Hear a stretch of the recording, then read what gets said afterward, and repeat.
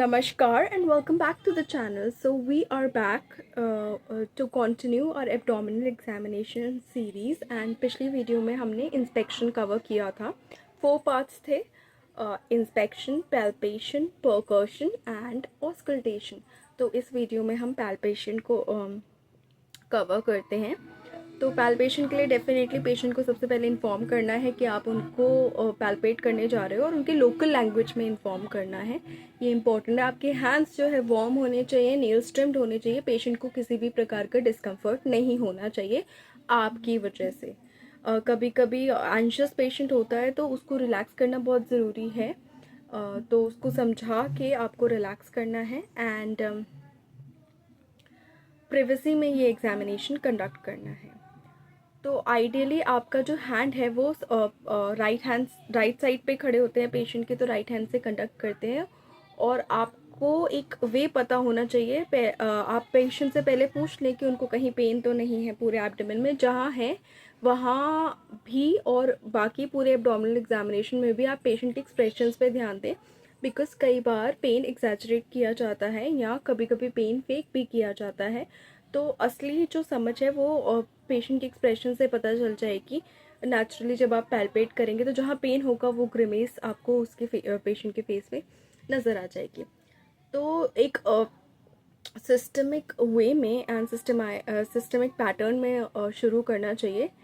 Left iliac reason से आप superficial palpation करना शुरू करें, यानी धीरे धीरे पैल्पेट करना ऊपर ऊपर से शुरू करें और पूरे एब्डोमेन पे ले जाकर उसको सुप्राप्यूबिक रीजन में एंड करें, सुपरफिशियल वाले को। सिमिलरली डीप पैल्पेशन भी आप लेफ्ट इलियक रीजन से शुरू करें और सुप्राप्यूबिक रीजन पे पूरा घूम के एंड करें।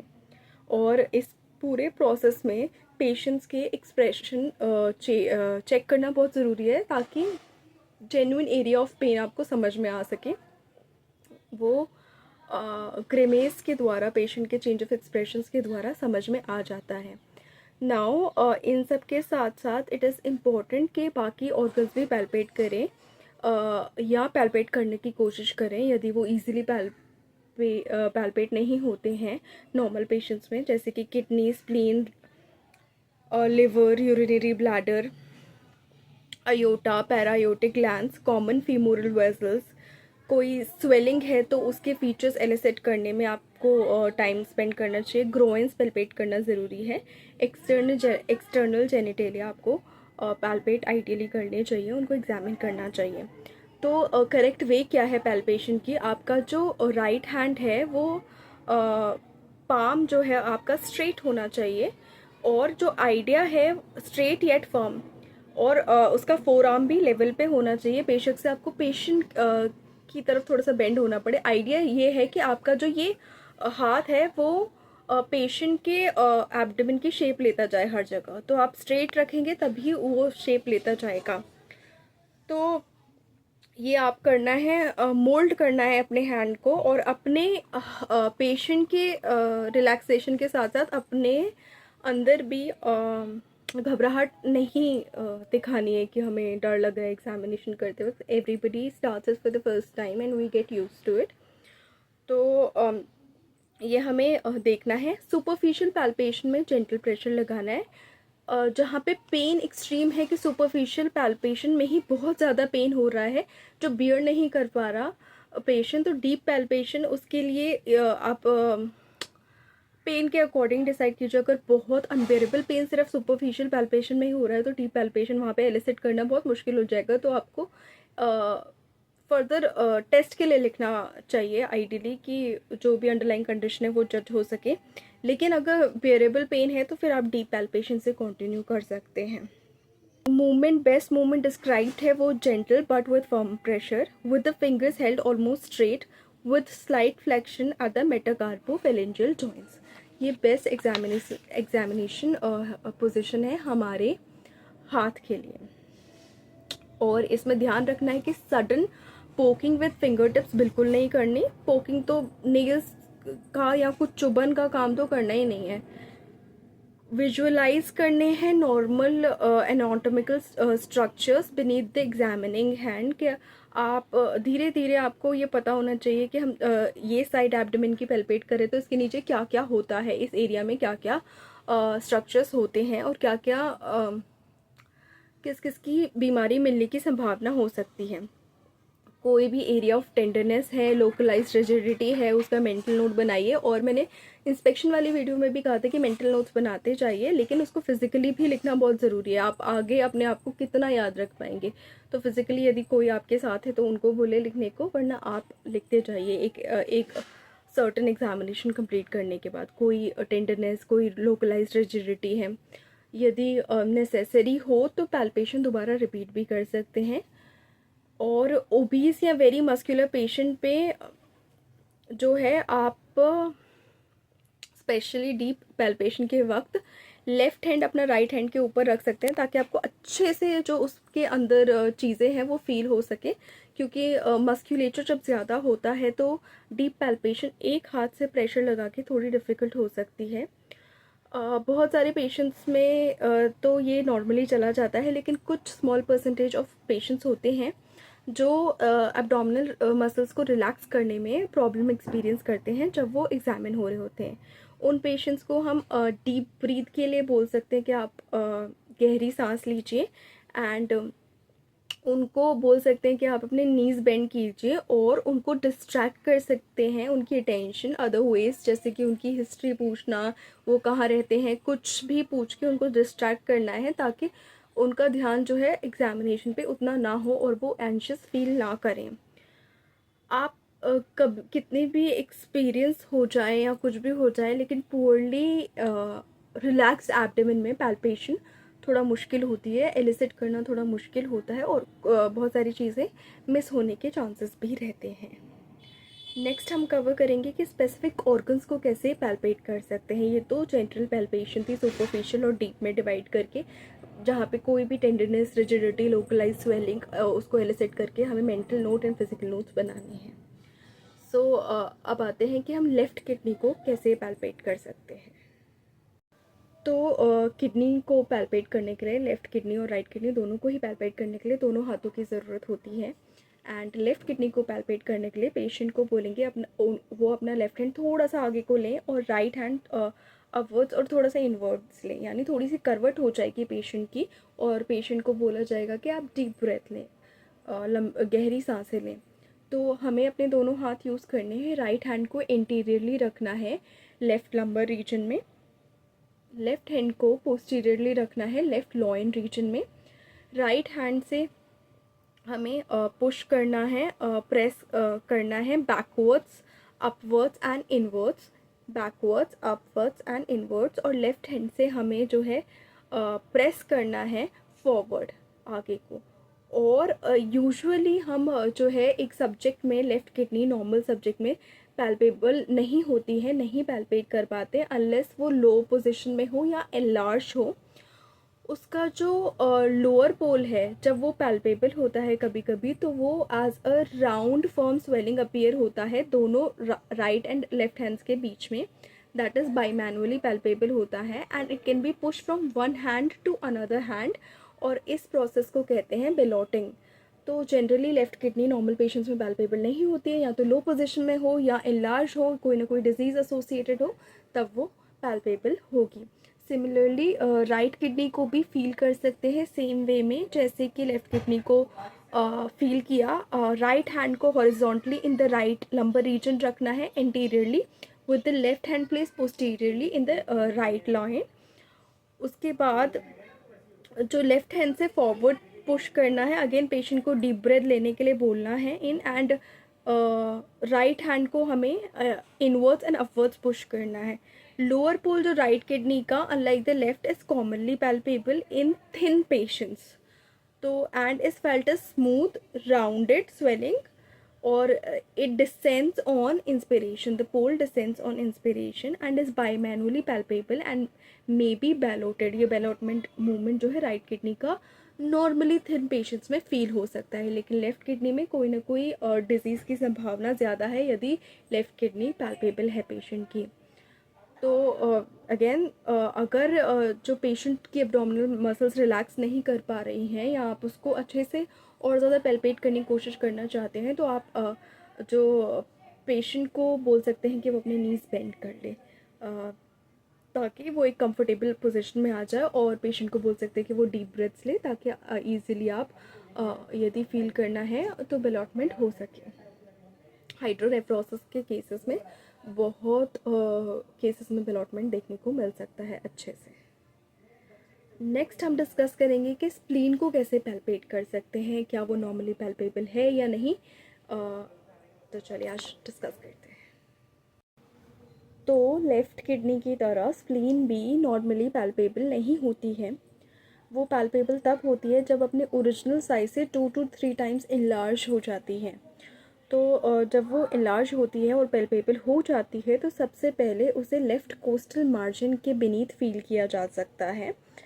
Enlargement takes place in superior posterior direction and before it becomes palpable subcostally. जब वो palpable हो जाती है spleen, then it grows downwards and towards the right iliac fossa. Downwards and towards the right iliac fossa, यहाँ से यहाँ तक। तो जो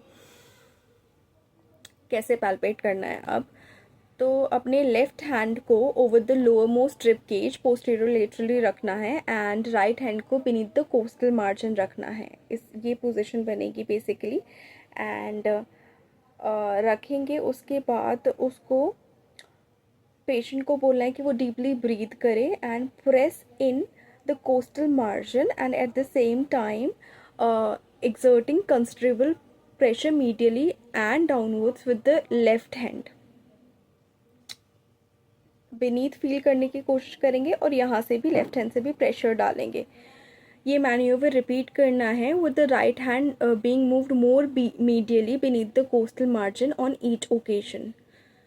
यदि एनलार्जमेंट सस्पेक्टेड है स्प्लीन में और ऐसे भी पैल्पेट नहीं कर पाते हैं, तो पेशेंट को उनके राइट साइड पे टर्न करने को बोलना है and ask them to relax back on your left hand. Right side पे जब वो टर्न करेंगे अपने, तो आपका लेफ्ट हैंड ऑलरेडी है वहाँ पे, तो उनको बोलेंगे कि वहाँ पे वो रिलैक्स करें उस पर, and which is now supporting the lower ribs. Repeat the examination अब वैसे ही। लेफ्ट हैंड से प्रेशर डालेंगे, राइट हैंड को मीडियली पुश करके फील करने की कोशिश करेंगे कोस्टल मार्जिन के आसपास। तो पेशेंट को आप ये भी बोल सकते हैं, यदि आप कंफर्टेबल हैं, कि वो अपना लेफ्ट हैंड आपके राइट शोल्डर पे रख ले वाइल यू पैल्पेटिंग द स्प्लीन। वो थोड़ा सा आसान हो जाता है उस वक्त पैल्पेट करना। माइनर डिग्रीज एनलार्जमेंट में स्प्लीन को फील किया जा सकता है as firm swelling with smooth rounded borders.